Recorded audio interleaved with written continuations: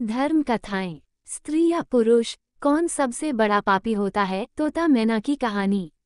दुनिया का सबसे बड़ा पापी कौन? एक बार की बात है, किसी देश में एक राजा रहते थे। वो और उनकी रानी दोनों ही भोलेनाथ के बहुत बड़े भक्त थे। उन्होंने अपने महल में तोता मैना का जोड़ा पाल रखा था और उन्हें एक ही पिंजरे में रखा था। अब ये तो सभी को पता है कि मियाँ बीबी में एक ना एक दिन लड़ाई जरूर होती है। तो काफी समय बीत चुका था। एक दिन मैना तोते से कहती है कि मैंने मान लिया कि यह पुरुष बड़े पापी होते हैं। ये बहुत ही बड़े धोखेबाज होते हैं। मौका मिलने पर यह कुछ भी कर सकते हैं। मैना की बात सुनकर तोता बोला, तू तो रहने ही दे। पुरुष उतने पाप नहीं कर सकता जितने पाप स्त्रियां करती है।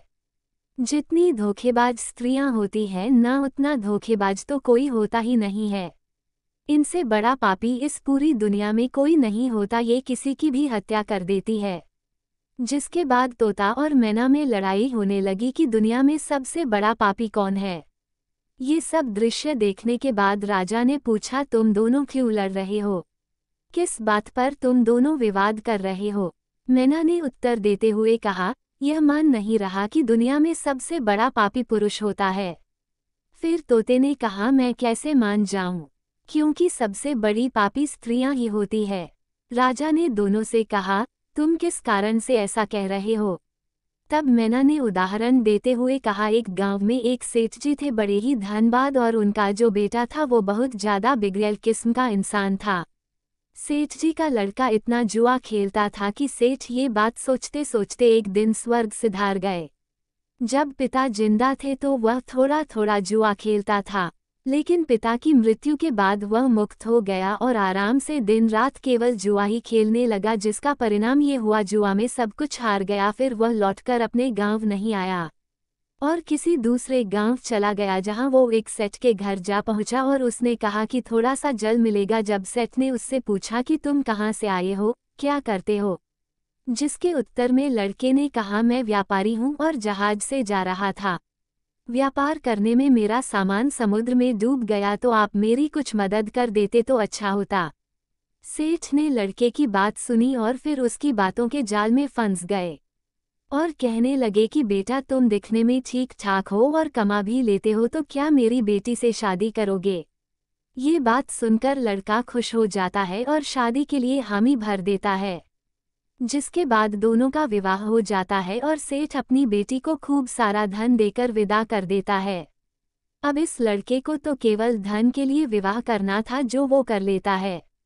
विवाह के बाद वो लोग जा रहे होते हैं तो रास्ते में एक जंगल पड़ता है। तब वो लड़का अपनी पत्नी से कहता है कि देखो, हम लोग जंगल से गुजर रहे हैं तो कोई भी चोर तुम्हारे जेवर चुरा सकता है, तो ऐसा करो कि तुम अपने सारे जेवर उतार के मुझे दे दो। अब उसकी पत्नी ने उस पर भरोसा करके अपने सारे जेवर अपने पति को दे दिए। देती भी कैसे नहीं, क्योंकि वो उसका पति था।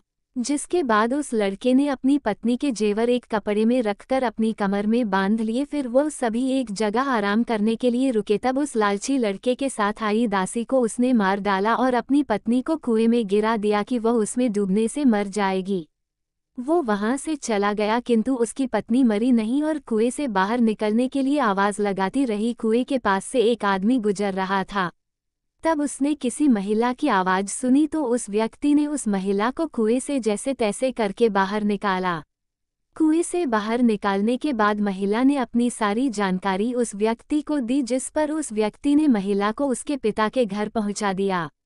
घर पहुंचने के बाद महिला के पिता यानी सेठ जी ने पूछा, क्या हुआ तुम्हारे साथ? अब क्योंकि वो स्त्री पतिव्रता थी, इसलिए उसने अपने पिता से झूठ कहा और बोली, पिताजी, जंगल में कुछ चोरों ने हम पर हमला कर दिया था और दासी को मार दिया, मुझे कुएं में धकेल दिया और पति का कुछ नहीं पता। बेटी की बातें सुनकर सेठ जी बोले, चलो कोई बात नहीं, भगवान सब सही कर देंगे।